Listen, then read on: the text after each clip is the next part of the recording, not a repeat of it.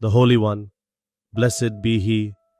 Welcome to Beit Yisrael International's Voice of Torah podcast, where the eternal light of Torah shines forth to the nations. I am Gaddi Efrayim, and it is an honor to guide you on this journey into the profound teachings of Parsha Vayechi. He lived from the year 5785. Today we explore the timeless messages of this final portion in the book of Genesis, unraveling its deep mystical, ethical, and eschatological insights with host agents Abraham and Sarah. The Torah says, "And Jacob lived in the land of Egypt 17 years. The sages reveal that the righteous are considered alive even after death, as their influence transcends time.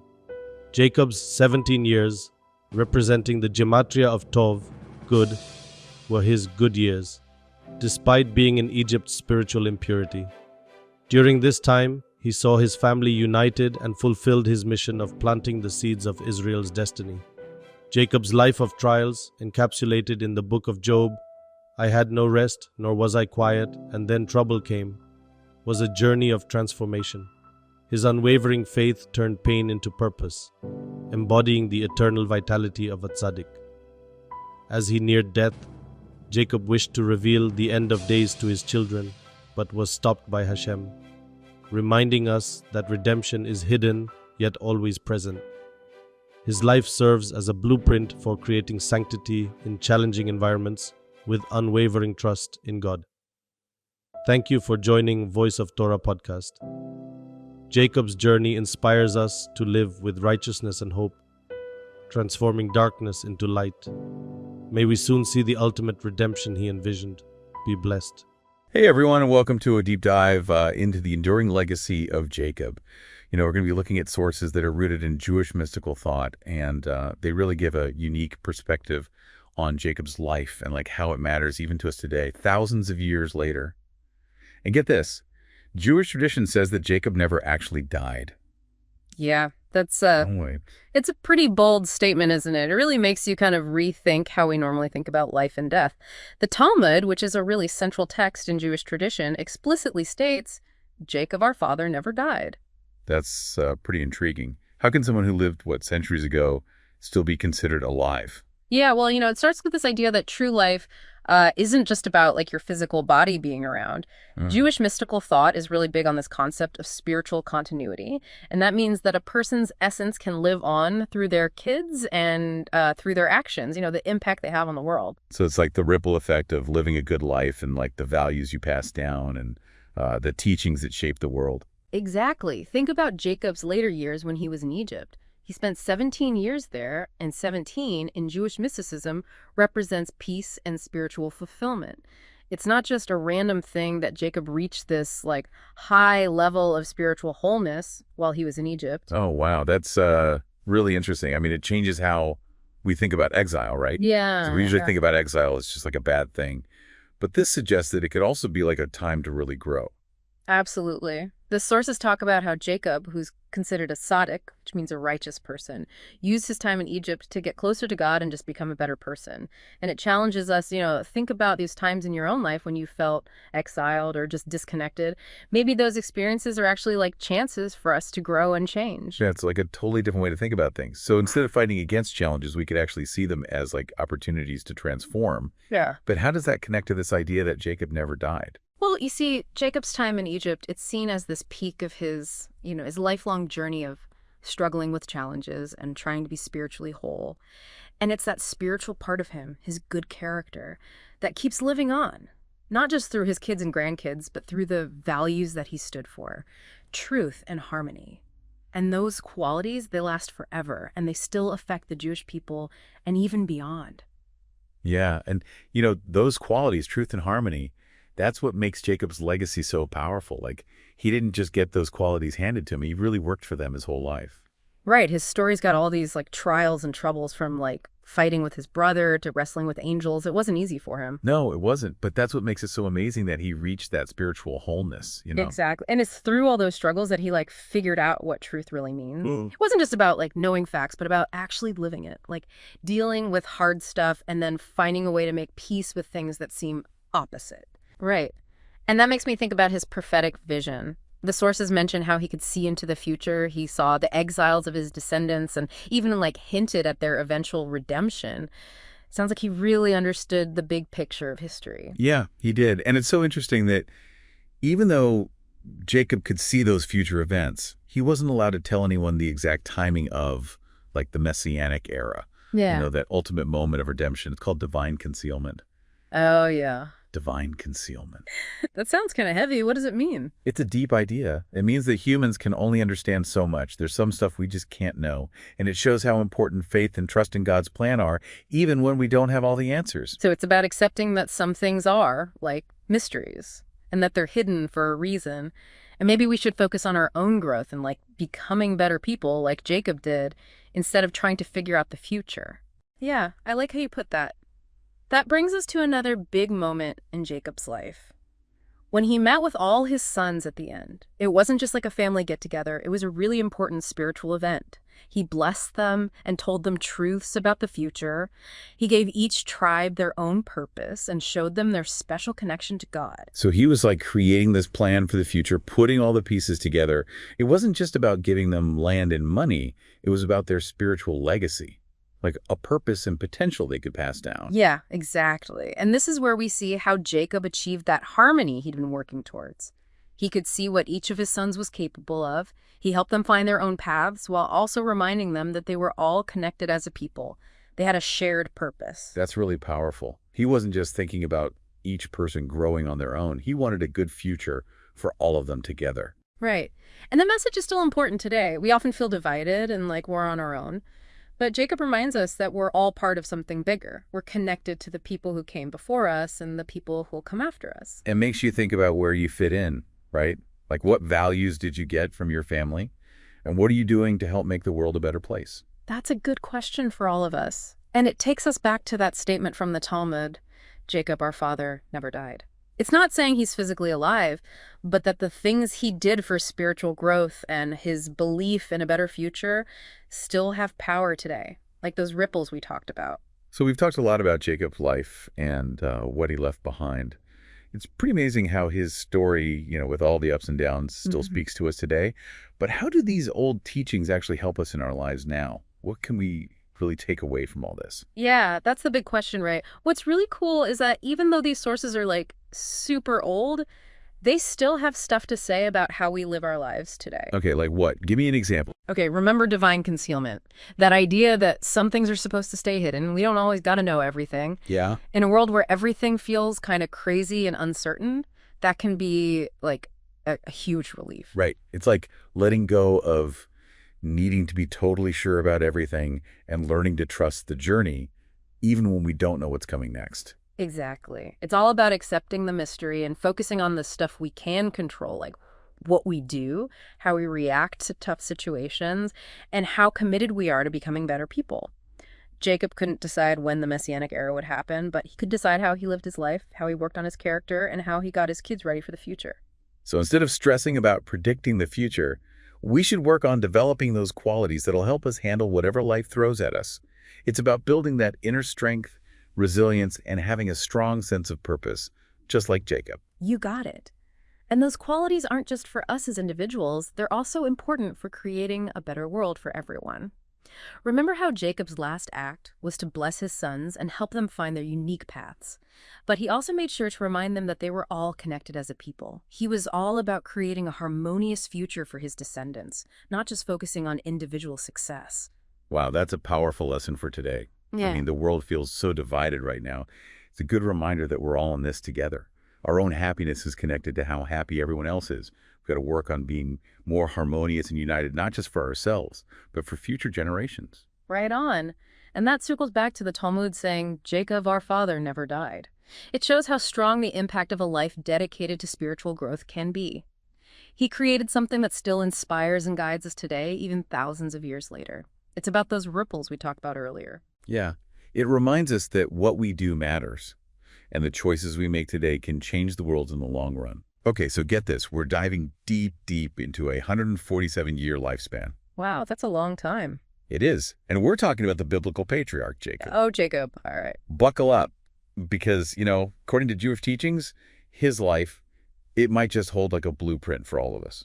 It's fascinating, right? Yeah. Not just about living a long time, but how Jacob's life, as seen through Jewish tradition, can teach us, about growing spiritually and just being resilient. And, what's cool is it applies whether you're familiar with these teachings or not. Absolutely. And to make sense of this whole thing, we're going to break Jacob's life into three distinct phases, like chapters in a book, each with its own like challenges and triumphs. And guess what? Each phase almost mirrors stages we all go through. That's a great way to put it. The sages, they saw these phases as like symbols, each representing a different aspect of what it means to be human.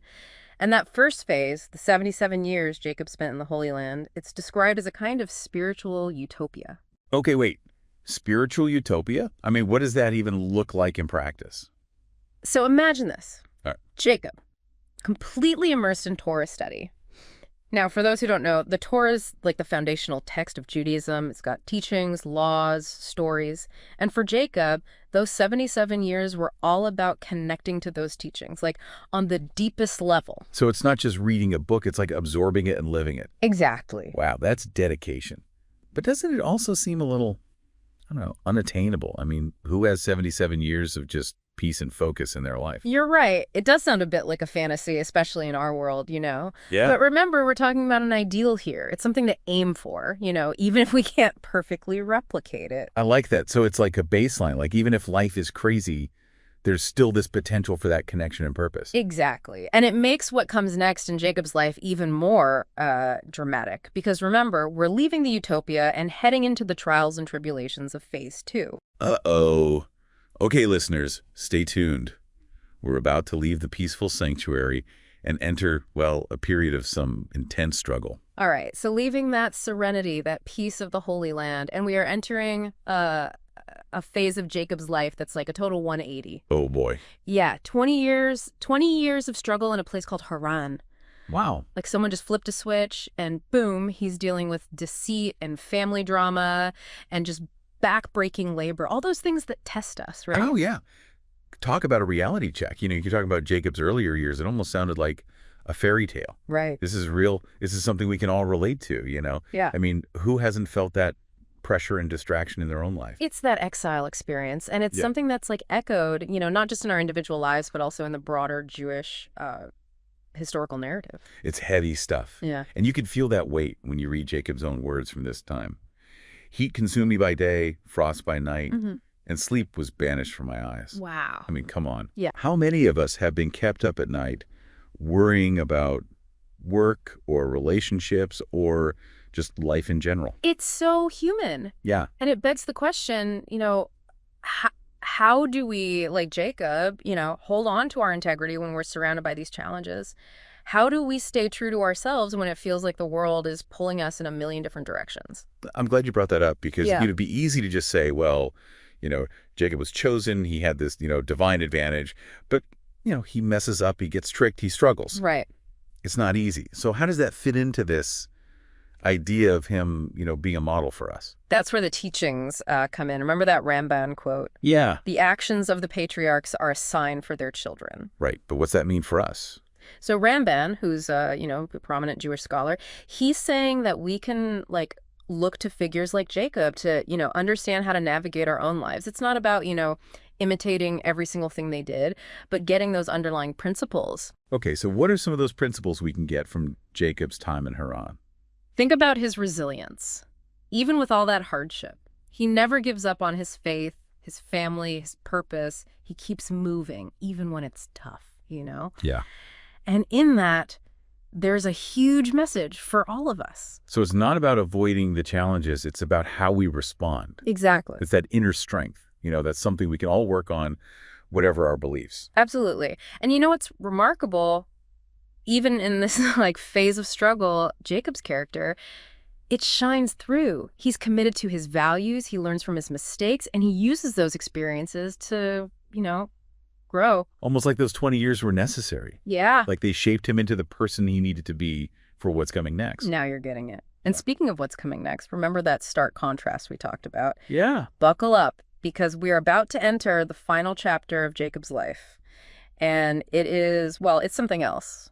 Okay, so we've journeyed with Jacob, from that spiritual utopia to intense struggle. Now, what's this big shift? What's the grand finale? All right, get ready because things are about to change, like dramatically.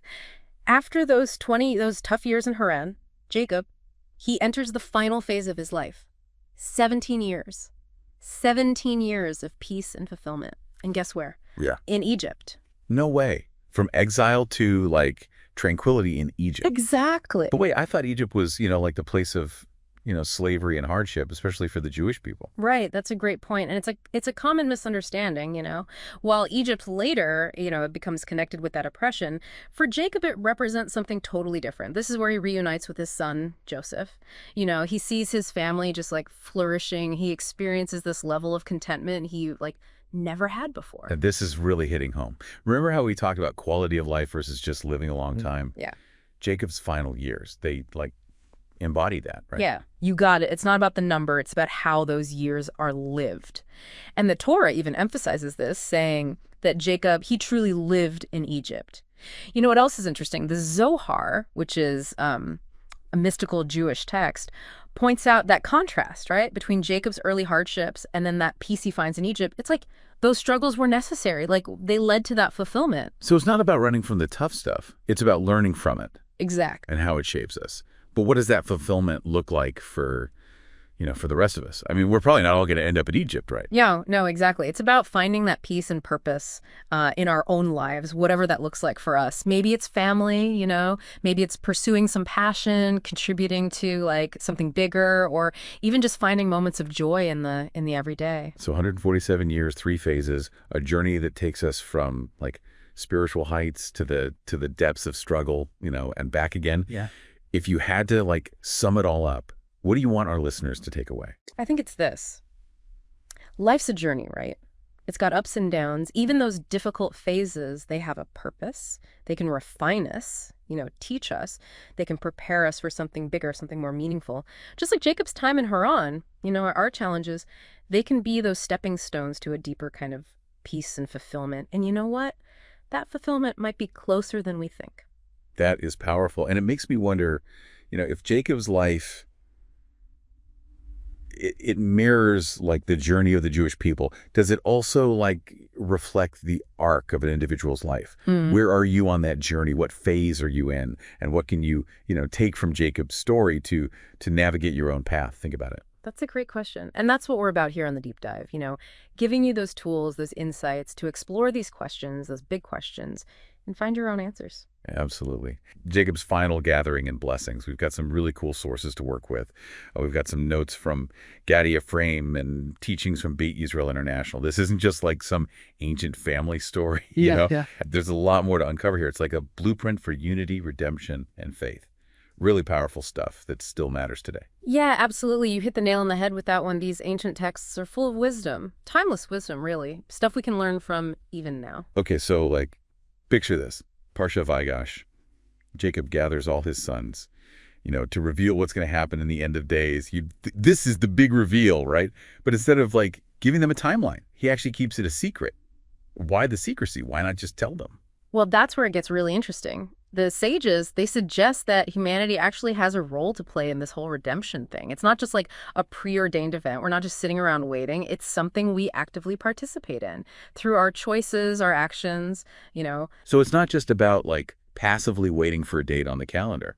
We're actively shaping the future. Exactly. You're getting it.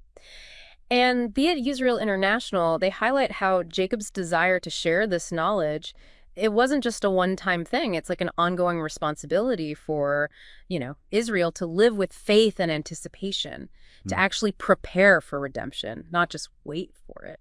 I see. So faith is more than just believing, right? It's about living in a way that reflects that belief. Precisely. And, the Talmud actually describes a super dramatic moment as Jacob's getting ready to reveal the timing of the Kitz Hayamim, the end of days. Just as he's about to speak, the Shekinah that represents the divine presence, it departs. Wait, hold on. Why would the divine presence just leave at such a crucial moment? That seems, I don't know, counterintuitive. Yeah, it's a head scratcher, right? But Gaddi Efrayim, he explains that this teaches us a profound lesson. Redemption isn't tied to a specific date, a specific when. It's about our collective spiritual readiness. I see. So it's not about the when. It's about the how. We have to be ready for redemption, not just sitting around twiddling our thumbs waiting for it. Bingo! You got it. Every generation, they need to cultivate that unwavering trust. They need to actively prepare for this ultimate goal, regardless of when it actually happens. Wow, this really shifts our whole perspective. It's not passive waiting, it's active work towards something greater. It's like a call to action. Speaking of action, let's talk about Jacob calling his sons together. That powerful image, right? The Midrash teaches us that this gathering wasn't just physical, it was a call for spiritual unity. They had to be unified. Why do you think that unity was so important? Well, if they're going to function as one unit, one nation, with a collective purpose, they need to be unified in spirit too, right? Can't imagine them doing anything significant without that shared purpose. Precisely. Unity is fundamental. And Beit Yisrael International, they emphasize this reflects the broader mission of Israel too, aligning with God's covenant through that unity and shared purpose. Those are like prerequisites for redemption, not just for the 12 tribes, but for all of us. Gotcha. Unity is key. But how did Jacob's blessings fit into all of this? Were they just like words of encouragement or something more? This is where it gets really cool. Gaddi Efrayim points out those blessings weren't just words. They were channels of divine energy, each one containing the spiritual potential for the tribes to fulfill their unique roles. So like each blessing was a blueprint, tailored to each tribe's strengths and purpose. Wow, what kind of potential are we talking here? It's like this. Each tribe had unique qualities and talents to contribute to Israel's overall mission. Like, think of the tribe of Levi, known for priestly duties and spiritual leadership, or Judah, known for strength and kingship. These blessings weren't just pronouncements, they empowered each tribe. So Jacob was recognizing and activating the unique gifts of each son. But these blessings were given during exile, right? How could they possibly help when they were scattered and facing hardship? Great question. Beit Yisrael International highlights the dual purpose of the blessings. They weren't just for guidance during exile, but to equip them for their return to their homeland and active participation in redemption. They had to carry that potential, that purpose forward through generations. I'm starting to see how these ancient blessings connect to us today. It's about embracing our own strengths and using them for something bigger than ourselves, even when facing challenges. Absolutely. But there's another layer to this, a mystical one. The Zohar interprets Jacob as a channel for divine light, aligning the tribes with the Sephiro. Hold on, Sephiro. Can you break that down a bit for those who might not be familiar? Sounds complex. Good point. In Kabbalah, the Sephiro are 10 spiritual attributes. They represent the different aspects of God's creative power. You can think of them like spiritual building blocks, qualities that make up the universe, like forces of wisdom, understanding, loving kindness, strength, beauty, and so on. Okay, that helps. So how did Jacob align the tribes with these Sephiro? What did that look like? The Zohar suggests that through his blessings, Jacob was channeling those divine attributes into each tribe, giving them the specific qualities they needed to fulfill their unique roles. Gaddi Efrayim says this alignment prepared them for their role in Tikkun, the rectification of the world. So each tribe received a piece of the puzzle to fix the world. But what does rectification of the world even mean? What needs fixing? You're asking the big questions now. That gets to the heart of Jewish mysticism. Tikkun is a complex concept, but essentially it's about restoring a harmony to creation, healing the brokenness in the world, bringing everything back into alignment with its divine purpose. So the tribe's individual roles contribute to this tikkun, like specific actions, or more about embodying certain qualities? It's both, really. Each tribe, with their unique qualities and strengths, has a specific role to play in the grand scheme. And by living out those qualities, by fulfilling their potential, they contribute to the tikkun process. This is fascinating stuff. But let's not lose sight of the practical implications. Beit Yisrael International reminds us that Tikkun isn't just an abstract concept. It's a call to action for every generation. We're not off the hook. We have a responsibility to carry this legacy, to participate in this healing and restoration. You got it. It's not just waiting for the world to be fixed, it's actively participating in the process. Now, speaking of specific roles and legacies, let's focus on Ephraim and Manasseh. Why are their blessings so significant, do you think? Well, first off, Jacob raises them to the status of full tribes. Pretty remarkable move. Makes them equal to his own sons. Speaks volumes about their potential. You're right, it does. But Gaddi Efrayim points out another intriguing detail. When Jacob blesses them, he crosses his hands. He puts his right hand on Ephraim, the younger son, and his left hand on Manasseh, the older. Oh, yeah. I remember that part of the story. Why was that such a big deal? Is there a deeper meaning to it? It definitely did. It was showing divine foresight, showing that Ephraim, even though he was the younger son, would play a more important role in Jewish history. It's kind of like saying, don't underestimate anyone. Real potential can come from unexpected places. That's a good message. Challenging expectations, recognizing that potential can come from anywhere. Absolutely. And Beit Yisrael International, they connect this moment to a bigger point. It's about the dual potential of all humanity, We face challenges, temptations. We might stray from the path, but there's always the promise of redemption too, the possibility of achieving greatness. It's a constant choice between those two paths. Yeah, I feel that tension between our flaws and our potential. It's a struggle we all face. You said it. And that tension is woven into this whole story.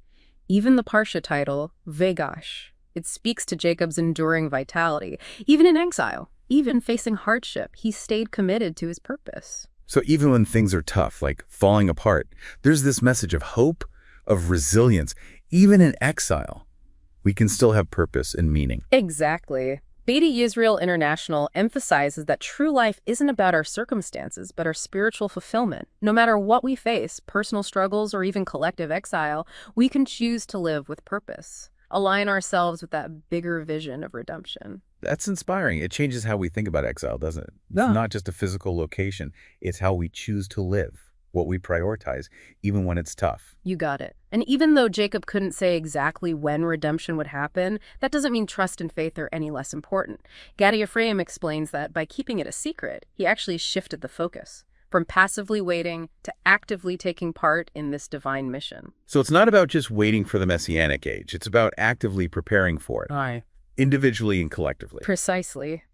Beit Yisrael International emphasizes that Jacob's blessings are like tools, spiritual tools and guidance, to help us navigate life's challenges, to persevere through those times of exile, to help us contribute to that greater process of redemption, both in our own lives and the world around us. It's like Jacob wasn't just passing on a legacy. He was preparing future generations to face whatever comes their way, to take an active role in building a better world. That's a great way to put it. It's a call to action. It transcends time and place. It speaks to something really fundamental about being human. This deep dive has been incredible. Yeah. So much covered. Spiritual readiness, unity, the unique role of each tribe in Tikkun. But before we wrap up, I have to ask, what can we learn from all this? From Jacob's legacy? How can we embrace those values of unity, trust, and actually doing something, regardless of, what we believe in? That's the big question, right? It's about looking beyond specific beliefs and finding that common ground. Jacob's story shows us that even when things are uncertain, even when we face challenges and the path is unclear, we have a choice. We can choose hope. It's true. He went through so much exile, hardship, but he never lost sight of that vision of redemption. He kept striving, kept blessing, kept believing. Powerful example for all of us, really. Right. It's about not giving up. And it goes beyond just personal faith. It's about taking action, whether you see it as fulfilling some divine plan or just working towards a better future. The message is the same. We have to take responsibility for ourselves, for our communities, for the world we leave behind. It's like we're not just sitting on the sidelines, right? We're in the game. We can shape our own destiny, both individually and collectively. That's empowering. It really is. And that's something to really think about. Jacob's final gathering, it wasn't just about revealing a specific future. It was about empowering everyone to embrace that responsibility and the potential that comes with it. So it's a call to action. Look inward, find your strength, build bridges, and never stop believing in a better future. Yeah, exactly. So as you go through your day, your week, your life, think about this. How can you, in your own way, embrace that unity, trust, and take action to make the world better? What legacy are you going to leave behind? What blessings will you bring to the world? Those are the big questions. That's the real deep dive. Thanks for joining us.